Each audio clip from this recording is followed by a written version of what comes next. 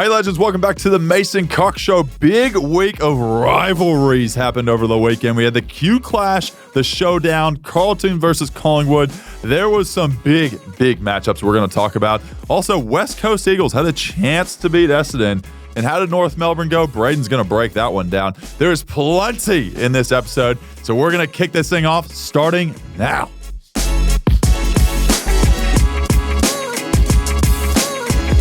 Okay, legends, there is a lot to cover in this one. It was rivalry round, and there is plenty of injuries that have come from this round. But without further ado, Brayden Cox, welcome to the pod. Oh, Mace, I want to get into that Collingwood-Carlton game so bad, but we'll hold fire and we'll just let it simmer. We'll just cook it up a little bit. Put the lid on for a little bit. Just let it simmer. Let it simmer. Put the lid on. I like that. Good analogy. Let's jump into our clanger of the week.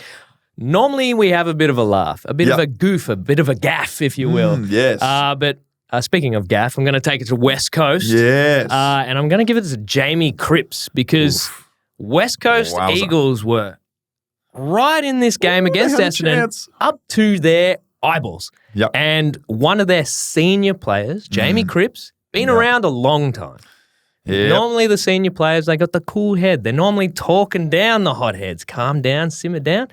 Big Jake Waterman, big plugger, goes up, takes a mark. He's going to go back, kick a goal. That's going to be his fourth. And they're going to be right in it. They're probably a chance to win. Yep. If not, they're going to win. It's that costly.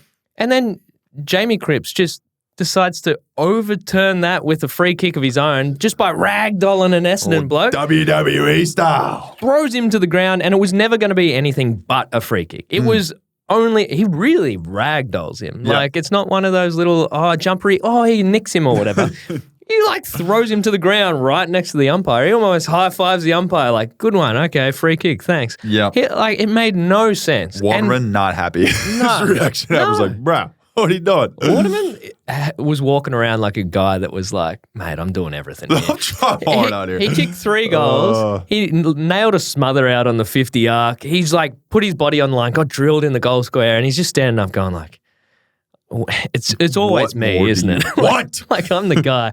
And then for Jamie Cripps to just overturn that, rob him of a 4th goal, which I feel like we all want to see Waterman just keep kicking goals at this. Not this week. Not this week. He can have a week off. But yeah, Jamie Cripps, clanger of the week, mate. Be better. You need every win you can get. I know you've been part of success. You've been there, done that. But, you got some teammates that haven't won any games. It's tough. Would have been a big win for West Coast over at home too. Unfortunately, did not turn out that way. We will get into that later. But I'll go into my clanger of the week.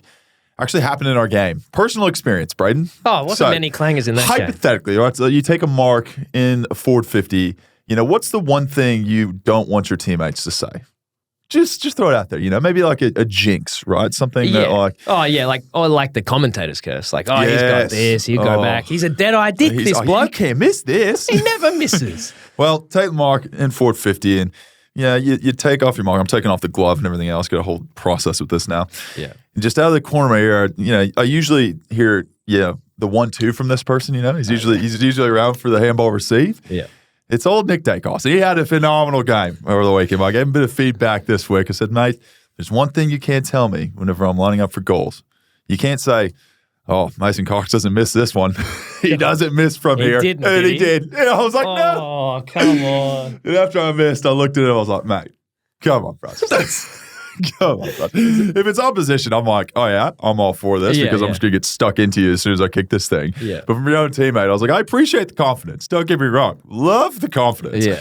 But just let me be. Yeah, it's just ringing through your head like, now I can't miss this. Can't let him down. I mean, jeez, but I don't know. So that's my clanger of the week. Well, he had to go get his own goal because you didn't give him the handball, but he got one later on. Yeah, no, he had 2 on the day, but we'll talk about it later. We'll get into the game winner later. But we'll go into the first game, Adelaide versus Port Adelaide, the big showdown out west.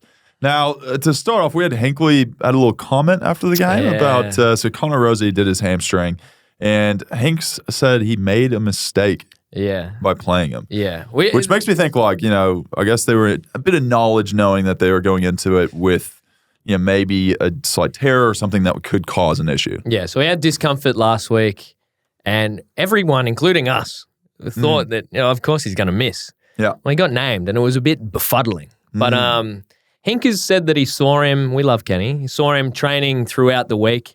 Saw him with his own eyes. He was like, I saw him with my own eyes out there training. So gotta be fine. He's out there.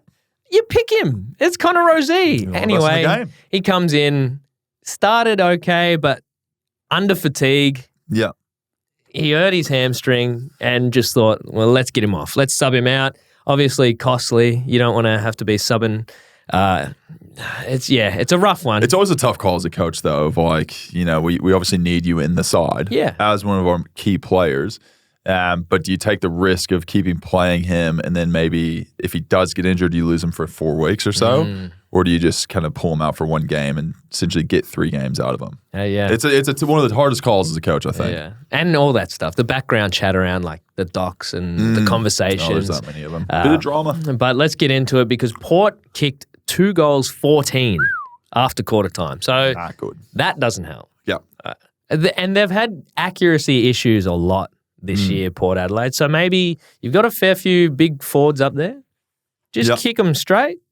And then we won't have to talk about these issues because Kenny Hinkley would have better percentage and closer you are to goals. He had to wear it. But one thing that we did love to see, well, I love to see this man every week, Isaac Rankin comes out and he just puts on a show. He's worth the ticket alone to go to one of these Adelaide games because he kicked a banana from the pocket and made it look like it wasn't a thing.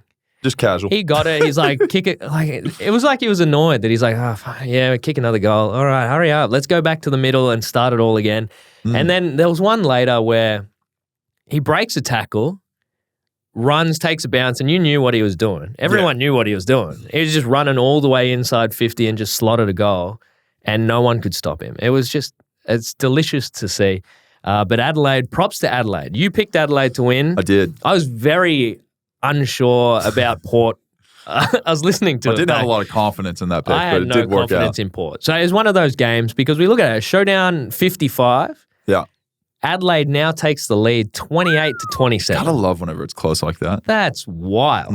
But skin in the game. Adelaide's starting to return to that exciting team that we know and love from last year, that it was fun to watch their games. Yeah. And they're starting to get back to that form. Saligo won the showdown medal and he's having a crazy good year. 28 disposals, 14 contested, 10 tackles, 6 clearances. Oh, that's a triple-double. He was getting busy. Triple-double. And then, obviously I had I have a bit of an issue with the chair ride off and the situations in which we use the chair ride. Yep. And then, so this is good because I've actually got an example of where a chair ride is very well warranted. Yeah, okay. Rory Sloane, absolute legend at that club. Yeah, he's a king. Legend of the game. Down there in Adelaide.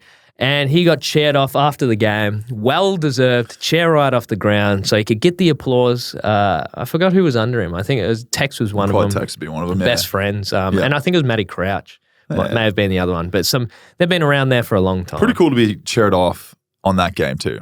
Yeah, like the rivalry game, there's like so much emotion and after people there. And like after a win, like, it would have been a good feeling for sure. If they lost, Rory's at the game, I'd be like, I'll come back to another one. Actually, let's just retire next week. Let's just go one more. Let's go for a win. Our guys are still around and stuff. So, yeah, massive effort. Great to see him chaired off and celebrated. What an absolute legend. But, yeah, massive game for Adelaide. Glad to see them back up and running. Let's jump into the Battle of the Bridge because... your boys. Your boys. What's going on? Yeah. I actually don't know because, one, I would say... Toby Green's got a lift. All right. So we all know that. I'm looking at you. Don't look at me. Mason Cox co-signs that. He agrees. I did not.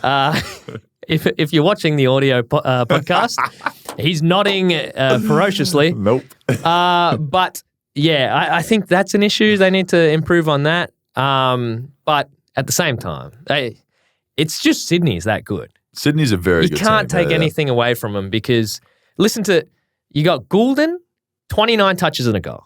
You got Chadley Warner, 28 touches and a goal. And then you got Isaac Heaney, 26 touches and a goal. So how the flip are you meant to beat that?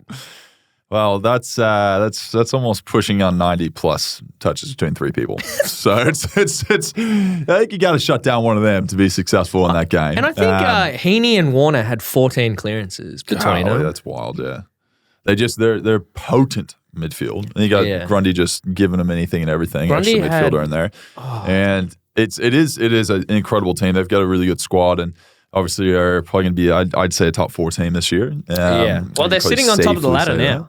Are they top of the ladder? Yeah, top of the ladder. There you go. Well, Geelong now with the loss over the weekend. Yeah.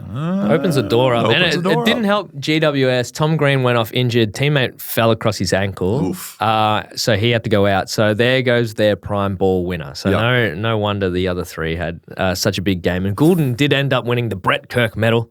Love Brett Kirk. I reckon that... Don't know who that is. Oh, God. Don't say that. Massive Sydney fan growing up. And when... I started working at the AFL. Yeah. I saw all these other guys, the Nick Rewatts, the Jonathan Browns. Yeah, legends. I wasn't starstruck at all. One day I saw Brett Kirk in the flesh and I was speechless. You lost it. Really? It was Brett Kirk. He's bigger than life. Is he? He's just I don't know. I still lost for words. Sounds like a nice human. Still lost for words. Cal Brown, unfortunately, he's going to miss unfortunately, you do the crime, you get the time. 3 weeks for his bump on Tom McCartan. That was rough looking too. Yeah, it didn't look malicious, so you can always say that. We know the process though, on these but things. You know the process, and it just had to be Tom McCartan. You feel so bad for the McCartans, the McCartan family. He stayed down for a bit, came off, had a big kind of mouse under his eye, Jeez. and you just knew. And they just kept showing the replay over and over. Oh, God. It's not getting any better. It's not getting any better, yeah. One star of the game, though, Will Hayward. He was not wayward. He was not wayward, old Hayward. He doesn't get named in the likes of the others, but he always kicks a goal, and he actually managed to kick 4 in this game. But, they're wingers, they're half forwards, they're everywhere. Yeah. It's so stacked. It's going to be hard to cover the Tom McCartan loss, but we'll see how they go. They're out there flogging GWS when no one's beaten GWS. So, impressive win. Now, let's move on to this next game. This is the game of the round, Brayden. Now, this was my cocklock of the week, and I was a little sweaty early because North came out firing, and then silly little me, I forgot the Webster-Simpkin situation from the preseason. Beef from the preseason And then I was like, oh, shit, they're going to turn up. That was wild how, that was media, the only thing that was talked about that for the whole week. Yeah. And now I'm thinking, 7 weeks, 8 weeks on, I'm like, I totally forgot that happened. So it was very poetic in the way that it all happened because Jimmy Webster, if you don't remember, tried to kill Jai Simpkin in the preseason. Did a picket. Fully ran, jumped off the ground, and just nailed him. Got 7 weeks for it. So his first game back against... Let's run it back. Against North Melbourne. It's North Melbourne. And so the dude doing the fixtures is psycho. But, and then it just so happened Jimmy Webster gets the ball in the back pocket to a chorus of boos. Yeah, Kanga, boo, boo, boo, in the back pocket. And he's like, you either get that fight or flight. He's like, grits the teeth and he's like, I'm going to take it on and chisel one on a 45 and I'm going to show him that I'm the man. He chiseled this 45 straight to the Oppo, straight to North Melbourne. And you wouldn't believe who the first bloke on the scene was. First to show up. Jai Simpkin runs up and starts giving it to him. Nice mate. kick, shit Remember kick. me? But yeah, it was very good. So it had a bit of flavour early. And that's when I was like, oh, shit, they're going to rock up for this. They're going to turn up for their skip and they're going to get the win. Yeah. It didn't happen that way because they just, went back to their old ways and got flogged by St Kilda that rocked up. Finished at 103, St Kilda, North Melbourne 65. That's pretty good for North. Darcy Wilson, he's a chance at a rising star. Everyone's singing his praises today. 21 disposals, 3 goals. And there was a moment where he just clashed, I think it was with Wardlaw in the middle, just 2 freight trains just bang into each other. He got up and Ross sent the runner out to say, good job, mate. That's what we love to see. Get out there, have a rest in the forward line, 30 seconds, then get back into it. So, Rossi's he's figuring out what troops he has, what he's got out on the park, and I think he likes this Darcy Wilson, and there's plenty to like. Player. We also saw Mason Wood, first game back after... this sickening like concussion and collarbone. Round 2. I remember that. Good bloke. So it was great to see him out there having a run. And St Kilda, we need like a cocklock sound.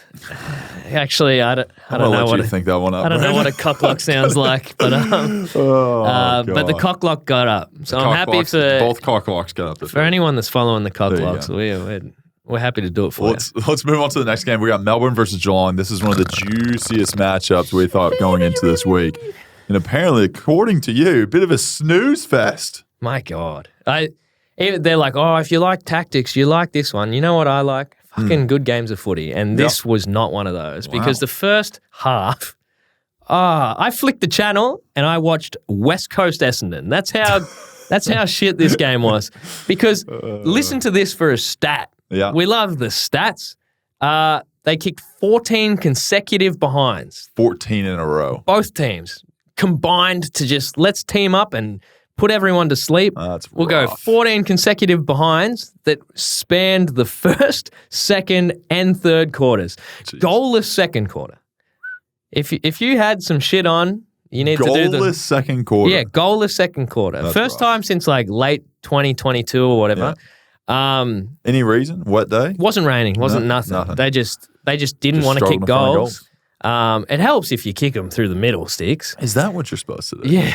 Is that 4, 5, 6 points? It was shocking, and it got into everyone. But we'll start with the positives because Bailey, Fritsch, and Pickett.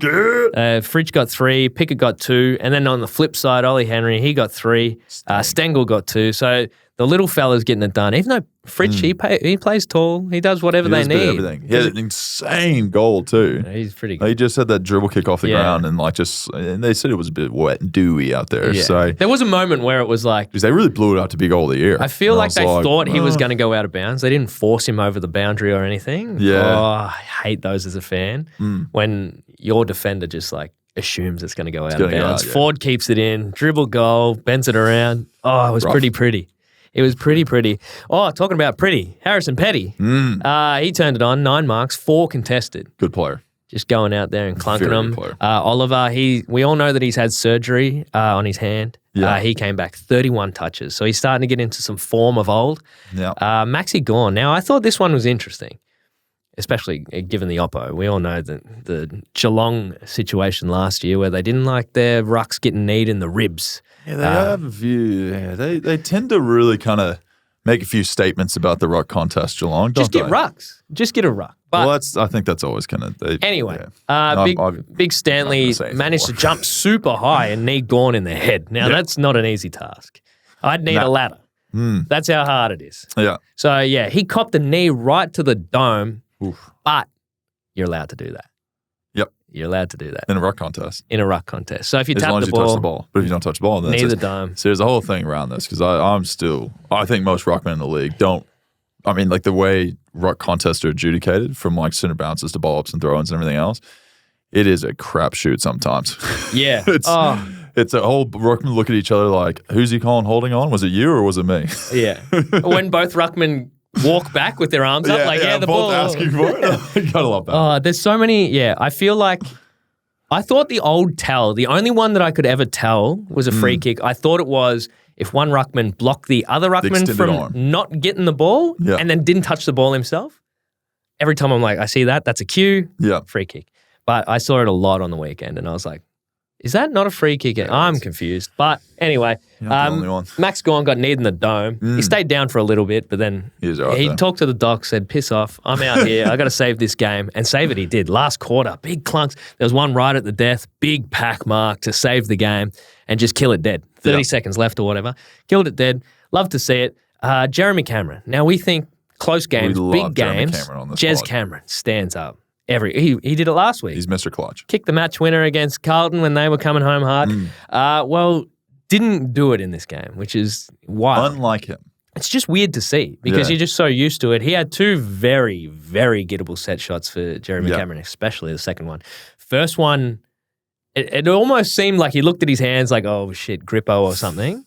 That's always a bad feel. But like that's confidence right out the window as soon as you start looking at it. Yeah, it came off and it skewed off his boot. Oof. And then he got another shot at it. And it's Redeemed. like, well, he's kicking this one. And this one's even easier. And it was way worse of a kick. Gosh. Like a real mongrel drop punt thing that... Anyway, but you can't take it away from Tom McDonald. He chased him around the ground all day and bloody just kept him quiet. He kicked 3 points, I think, Jez, which is you take that any day of the week. Tom Hawkins, goalless again. Man, that's 3 weeks in a row, I think. I think they said they're still not thinking about resting him, even though he's... Interesting. I think the last goal that he kicked was Easter Monday against Hawks. Wow. Just think of what... Easter's a while ago now. Easter's a long time ago. He had his big game. He had his big crosses. 350th, I want to say. And then he, I don't know if he's scored a goal since then. And Tanner Bruin went off shoulder injury. I think he went off in the second. But yeah, Melbourne's tactics in this one. We talked about it last week. Both mature teams. Yeah. And good at setting up behind the ball and stuff like that. And it was an interesting one because Melbourne would just chip it around at half forward before kicking it into their forward line just to give their, the two Lever and May a chance to set up defense. Yeah. Because if their forward line couldn't get it done and it was rebounding quickly, they were ready to block them and stop them and kill it. So it was it took a little bit of adjusting and then the game opened up in the second half and we got a good game in the second half. So I don't know. Well, it ended up 74 in Melbourne to 66 Geelong. So it ended up being a pretty close match. And those two top 8 teams, comfortably, you could say that. Yeah. It was a big matchup. But we'll move into the next one. We got West Coast Eagles versus Essendon now. We talked about this off the top. Opportunity missed, you could say, by the West Coast Eagles at home at Optus. They were pretty close to actually pipping Essendon over there until the very end where there was a bit of a mental mistake. But yeah, we'll get into it. The mistake was Jamie Cripps. We talked about his free kick he gave at the very end with Waterman at goal, and it's tough. It hurts to see from a guy that's experienced too, because he'd be kicking himself. Like the fact that happened, but it is what it is. Essendon stood up at the very end, was able to shut it down, and there's a few things that came out of this. I know Hardley Reid had the double don't argue. I've seen it about 4,000 times. Seriously, it's all over. I can't unsee it. Like everyone keeps posting about it. I'm like, you would think every footy show. You would think he'd shove someone down to the opposite side of the world the way he did it, but it was pretty good. It was pretty impressive. I will give it to him. It was impressive. Elliot Yeo's 200th game, pretty good effort. He was and he was good. He's been in ripping form. Like Elliot Yeo of old. 200 games, massive effort, but he kicked the goal. People got around him, but then he was injured, groin injury, kept him out early. So unfortunate for Elliot Yeo and unfortunate for West Coast, who have been doing pretty well, chipping away. I don't think a lot of people had high hopes with them, but they've been putting people to the wire. They've been competitive for every game they've been in, I feel like. Yeah, well, if you had told me that West Coast would have been above Brizzy for the first quarter of the year. I don't think you would have picked that. Yeah, no, I wouldn't have picked that one. But I do love singing the praises of Zach Merritt every week. 29 disposals, 3 goals. He's going really well. Talk about a guy that literally drags his team over the line every single last week. Now this week, probably best on ground. He's in form, you does everything. And tackles, kicks goals. Langford kicked 3. From West Coast, Jake Waterman again kicked 3. He's right up there in the Coleman race, which is wild. Just another thing I wouldn't have picked at the beginning. Jack Williams kicked 3 for West Coast. Sam Durham running around. He was ferocious at the footy. Like threw himself in there relentlessly. It was great to see. He's just on the way up to 25 touches, 7 clearances and a goal. Couple of injuries out of this one, along with Elliot Yeo. Noah Long knee injury. We don't like to see that. A Chuka boy. Shout out, prayers up. And Jai Caldwell, calf tightness. But he's been busy all year. He's been right in there. So, bit of calf tightness. Makes sense. Not ideal. We'll go into the next game. We got Richmond versus Freo. This one was a bit of a blowout. Freo 103 to Richmond 49. Now, it wasn't a massive blowout for most of the game. The last quarter, Freo had a 7-goal final quarter. So I think they kind of just ran with it, and maybe Richmond ran out of legs at the very end. But there was actually, this is an interesting thing, there was a bit of a melee, a bit of beef at the end. Fife and Broad got into it a little bit, and everyone kind of decided to join in. I mean, game's over, might as well have a bit of fun, right? Yeah, it didn't make a lot of sense, but why fight late? Yeah. Don't lose your match payment. Don't lose your match payment. Don't get suspended. The game's over. Just move on. There was another interesting one where, I think it was the 3/4 time siren, and Big Sean Darcy got a free kick at 50. Yes. The siren went, so the Richmond player dropped the ball. Yeah. Siren, ball dropped 50 metres. It's there. Bring it forward. My housemate, Freo supporter, was even like, ooh, that's harsh. That's harsh. But yeah, I feel Love a big fella goal, though, especially from the goal square. It makes it super easy for us. I feel real bad for Richmond at the moment because they're just going to go through a bit of pain. They won the flag, so you got to be happy as a fan. I reckon all the fans that showed up yesterday are they're proper fans. They're not bandwagon fans. They're not bandwagon because they knew the bad times. They knew there was a fair chance they were going to get done in by Freo travelling over here. They've got just that many injuries, Richmond. Over to Freo because credit where credit's due. Yep. Outside of that one anomaly, the West Coast loss. What the hell with that? It's very random. They've been beating teams pretty convincingly, and then they lost to Carlton by 10 when they had that weird ending. They got the free kick off the touch ball, and then the double free kick. And then they had another loss. But they've been Freo's going pretty well. They're going really well. And if they hadn't lost to West Coast, they'd probably be pushing top 4. Flying under the map a little bit. Which is pretty crazy. Dick Tracy, Cyclone Tracy, he's up there, 4 goals. Yep. He looks just Freo love Taberner, the crab. But the crab. He went through it for a lot of years, and they've been looking for a replacement since Pav. And Big Dick Tracy up there, clunking, kicking goals. He looks great because they've got Jai Amos who's coming through too. They got a pretty good forward line. They obviously Schultz got poached out of there. Yeah, thank you. They're looking pretty good. Young, 30-2 in the midfield because we know Fifey killed it last week. They put him as sub. So then Young stands up, 30-2, Sarong, 38. So 38, geez. 38, man. There's some of the midfielders, I'm telling you. Babyface assassin. Bulk possessions. Yeah. So. But Freo gets the dominant win over Richmond. Now we're moving to this game, which... Wait, did you hear that? Can you hear that? Mate. It's people talking about Longy's contract at the start of the year. I think they're gone dead quiet because they were wrong. It's weird how Justin Longmuir has just started going really well again. Yeah, it's just a wild scenario. But the media have moved on to someone new because what team do we talk about? If they win, everyone's off their back. If they lose, everyone's on their back. And it is just this cyclical thing. I feel like every single week, depending on whether they win or lose, the media either blows up or just doesn't say anything. Yeah. And unfortunately for the Western Bulldogs, they lost to Hawthorn this weekend, 91-98. You need to watch what you say because you are a ruckman with a podcast. Yeah. And something happened last week that caused a bit of a stir, but we won't really delve into that unless you have some mail. Do you have some mail about any? I'm not talking about coaches on this podcast. No, I refuse to. I will only talk about a few coaches, but let's talk about Ken Hinckley and how much we love him. Ken Hinckley chick. We love that man. But we're going to this game. We got Hawthorn. It's Guinea's 50th game. Congrats, Guinea, out there. Yeah, and he kicked a clutch goal. Did kick a clutch goal in the end. Yeah. Pretty important. It was a big win for Hawthorn. Now, there's a few things came out of this. Sicily actually had his shoulder, I think, popped out or dislocated in the first half, but came back in the second and then played forward. Yeah. And looked good. Sicily's a great mark. Yeah. We all know that. He plays behind the ball, reads it really well. Played forward and actually ended up kicking one of the most important goals of the game. Yeah. I think pretty wild. With a couple. I don't know. Do we stick him up there and leave him there? Do we not? I don't know. We'll find out maybe next week. They will get a couple back. They're down a couple forwards, so they needed some structure up there. They needed a bit of a pillar up there. Yeah.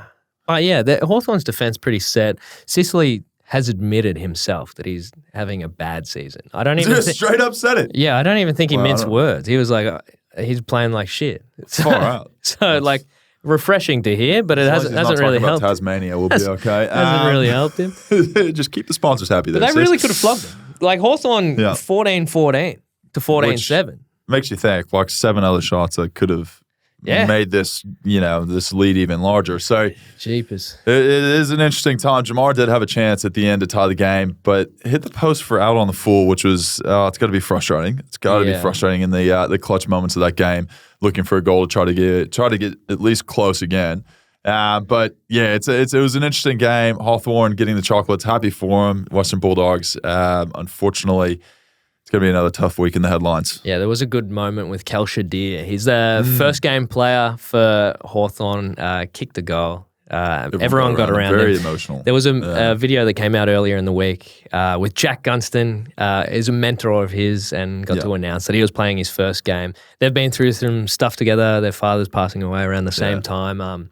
And yeah, it was awesome we've seen some debutants come out and kick goals this year already. And it's just something magical about it. It's a really cool moment because it's like, it is your life dream to be playing AFL, and then to get a goal in your first game, that kind of just makes it such a wholesome and everything that you wanted to have, a win and a goal. Yeah, everything that wanted to happen in that game happened, and you look back on it fondly. It brings energy to the olds. All the old blokes then you're out there. I remember that 10 years ago. I remember my first goal. It was good fun. Oh, a memory you'll never forget. We'll move on to the next game.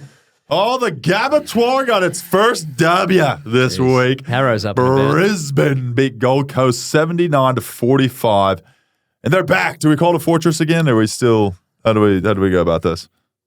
I'd hold fire on saying that they're back. They're still building the moat because half their team is down. Oh. Half their team went. It was a brutal game, so they got the win.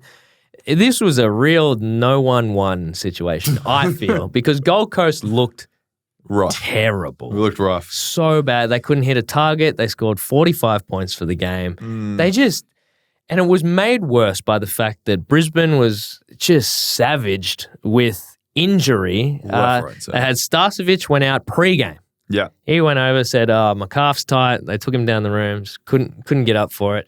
So he's out. Link McCarthy, he's such a gun for Brizzy. Yeah. And goes down, ACL. Ainsworth concussed in a marking contest. And then the cherry on top, Darcy Gardner, ACL, looked terrible as well. It was not pretty. And was in a lot of pain. They actually stopped showing it on the broadcast. Thank you, please. So there was two players left on the bench that could play footy. Even after the subs. Even after the subs. So there's three of them sitting on the pine, just unable to continue. And then one of those players in one of those two slots is the kid. What's his name? Logan Morris, who played a full game of VFL before the AFL. And then on the way to the game, he gets Macca's. As you do. No better pregame routine than going to McDonald's on the way to the game. Gets Macca's, comes on as a sub, kicks a goal. Oh. Gold Coast can't even outrun. Right, he's got to surely get an ambassadorship after this with McDonald's. Gold Coast can't even outrun a team that has two blokes on the bench for the whole game. One fella that played a whole VFL match and then decided to eat probably one of the worst pregame meals you can have. It's soup, and then goes out and kicks a goal. Look, as a Gold Coast fan, it was rough. It was rough, Brayden.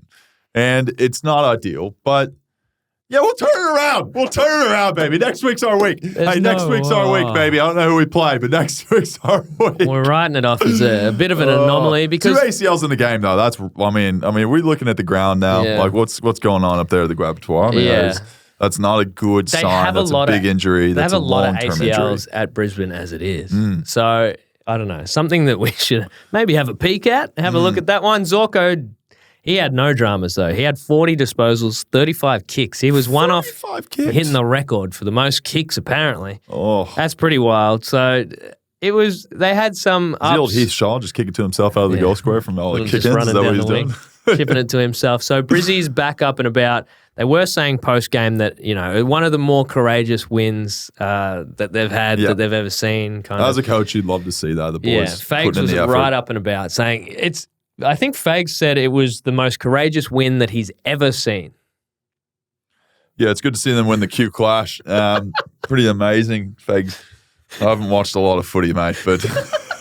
it was good. It was a good win. I'll give him that. It was a good win. And as a coach... with two people on the bench, after, it's not only that, but whenever you have players get injured, it is, demoralizing to see guys go down, especially knees, too, because, that's, it's depressing to see them and their face knowing it's, something that's not going to be short-term. Yeah, well, when you go into the club after I do understand what he says. A big injury, is the whole joint kind of flat? You feel for that person. I think back to, Howie whenever he did his arm, people went and saw him in hospital and stuff, and it was just such a serious injury. It's almost like a bit of shock to you, right? And then you realize that like you're not going to play next game with them. You're going to miss their leadership and other things that they bring to the table. And you have to shift other players around, and maybe gives opportunities to other players to play too. But it does, if it's an older player, kind of, especially if it's someone who's been in the team for a long time, you feel that. Like you do feel it. Because it seems like, there's something missing. Yeah. Right? There's something in this team camaraderie that's missing. And yeah, it's not ideal, but these things do happen. Unfortunately, they do. Tragic. Let's jump into the game that we are all wanting to talk about and we all want to hear about. Get a behind-the-scenes look from the big man over here. Mason Cox played in the game. I don't know if did you know that? Carlton, Collingwood. Now, let's say the scoreline. We'll read it out nice and slow for those that did miss it. Carlton, 79 to Collingwood, 85. But before we do get into it, we need to talk about the important message that was shared across the entire AFL this weekend. All teams coming together for a moment of silence in the middle of the ground, linking arms to stand up against violence against women. Talk us through that experience because it was pretty powerful. Yeah, it was a different kind of pregame for us and the rest of the IFL, and an important message. And I know, like us as the IFL and men playing. We don't have firsthand experience of what's going on, but I think it's an important message to say we support that, the people that are going through it and everything else. And Max Gawn made a mention of it. He said, look, like, I understand people are kind of backlashing at the IFL, but what it does open up conversation to other people. And I think that's an important message, an important thing that's happening in, living rooms around the country. So I think there was some, positivity that came from the fact that we did that. But then also after that, we had another thing that was different, which was Robbie Williams had a little, thing that he said with, around the Peter Mac stuff. So obviously it was a Peter Mac game and, raises amazing funds for the Peter Mac Center up there, doing cancer research and everything else. And did Angels, his famous song Angels, and everyone had the phone with the lights on. Amazing. And it looked actually really cool. And I'm sitting there and like, I kind of didn't realize that this thing was happening with Robbie Williams. And you go from the circle and then like everyone goes to their, 666.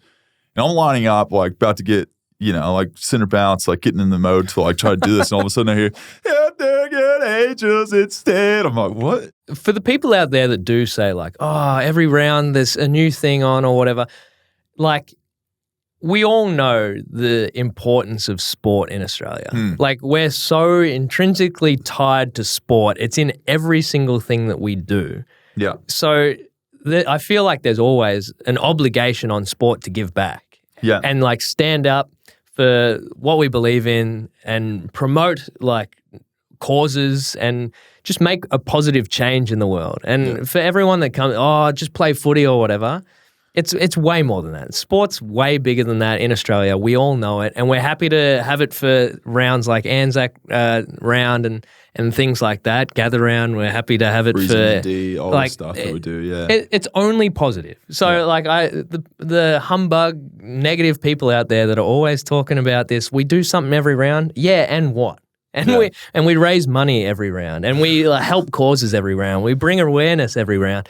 It just always shits me when people are like, oh, it's another thing every round. Shut up. Shut up. Let it be. Shut up. Let it be. Let's do some positive shit out there and let's get right into this game because it was an absolute blockbuster and I was watching it at that goddamn wedding and we were looking at the phone and it was nerve-wracking because I reckon there was more Carlton supporters there than there were Collingwood supporters and that worm was worming. It was up, it was down, it was up and down. So let's jump into it because off the top, no Tom Mitchell, no Jordan De Goey. Yep. Scary? Is that scary? No, different midfielders. Yeah, so a couple of midfielders out. So we had to, shift a few things. But, both of them, I think, came up a bit injured this week, so they sat them out. And then we'll kind of see what this week holds with both of them. I'm not really too sure. Tommy Mitchell's actually appendicitis? Yeah. So I don't think he'll probably be playing this week. But not going to confirm because I, was in hospital on a Wednesday and played on a Saturday this year. So, anything's possible. Stuff happens. But no, it was a different midfield. But they kind of, we had a few people come in. Harvey Harrison's been playing really well. Then obviously Lockie Sullivan, who everyone kind of heard the story of. And, so good. So many drafts he'd been, looked past in, everything else, and finally got the call up this year. And, was able to perform on the big stage. I think it was wild. So Lockie Sullivan played in the same team with Benny Crocker and Darcy Moore way back then. Yeah. So, and then now to be running out in his first game and kicks a clutch goal. Momentum changer. Moments after coming onto the ground was pretty amazing. Talk us through that, because it was as far as the crowd goes. The lid blew off the joint when he kicked the goal. Oh, people went absolutely nuts. It was cool because everyone knew the story, I feel like Carlton and Collingwood fans that were there on the day knew it was a special experience for him. Whenever he got on the ground, everyone was aware of it. And then whenever he kicks the first goal, everyone loves a first goal in your first game. Yeah. First kick, first goal, even better, right? Hey, and this guy's done it. Yours truly. And the fact that it was in such a momentous part of the game too, it was really kind of shifted it in our direction. We kicked, I think, 2 or 3 after that in a row. It was important, and it was one of those things where, someone kicking a goal in their first game, provides the energy for that group, and everyone gets around him. Everyone's all happy and excited, and goes into that next center bounce with a bit of chip on their shoulder. And, it was a credit to him. He had a really good game, and, he's been playing really well at VFL for a long time. And, it's, opportunities comes around, and we talk about it all the time. It's like when that time does come for the AFL level, if you can make the most of it, then that's one of the most important games of your career. So, credit to him. Comes in as a sub, and kicks his first goal, and plays a vital part in our team. I think he had a whole heap of score involvements too, goal assists. I loved his family's reaction after he kicked the goal. That's always the best. The camera goes bang, cuts straight to the family. The family's all hugging each other and loving on each other. And you got dad just, he's got that holding back tears look, Mom's just absolutely loving it. That's one of my favorite parts. So nice. It cut to the bench, and Fly was up and about, clapping and losing it. But, so was Daicos. Daicos was like, oh man, it was awesome. I saw that too. I was like, man, whenever you get energy from people kick goals all the time, and they lose their mind whenever someone else kicks a goal, it shows you have a good team. Because you can tell it was so genuine. Because I reckon Nick Daicos celebrated harder for that goal than the match winner, which is pretty wild. We do like to focus on this one because it's always an interesting matchup every single time, because I think Pendles likes it. He likes this matchup because, I don't know, it's some deep-seated thing that he likes about it, but matching up against Cripps, and he did a really good job of pushing him away from the drop of the ball in the centre clearances, and we know that Cripper has been destroying teams this year. So that was very pivotal. Kept kind of Cripps away and let Nick Daicos and the go to work and get as many clearances as he did. So we always like to put a little spotlight on the old dog and just give him the praise when praise is due, because he was dragging you guys through it there for a bit, and he even managed to kick his own goal. Oh, that was an important goal too. Talk about old dog steal. I'm going to kick it long, and then the little chipper straight to Pendles. They're on the same page. So. I think he kicked it from about 45, but I think, a couple days after it turned into 50, and then now it might be 60 meters out by now. Not just the way people are talking about it. He even did the thing where he arcs around the man on the mark and kicks it kind of around him, just to get the extra couple of meters. He did the hand thing for the school he does coaching for too. So he's taking requests for. I think Steele rolled him under the bus with that one, saying I don't know if the he had a 5 head, a big 4 head, but he actually, speaking of, in my last game ever, Pendles did a celebration for me. He did the headphones. Yeah, okay. Kicked a clutch goal, did the headphones. That, actually, and Geordie was trying to give him the high 10, and Pendles was doing that. And Geordie's like, fucking high 10.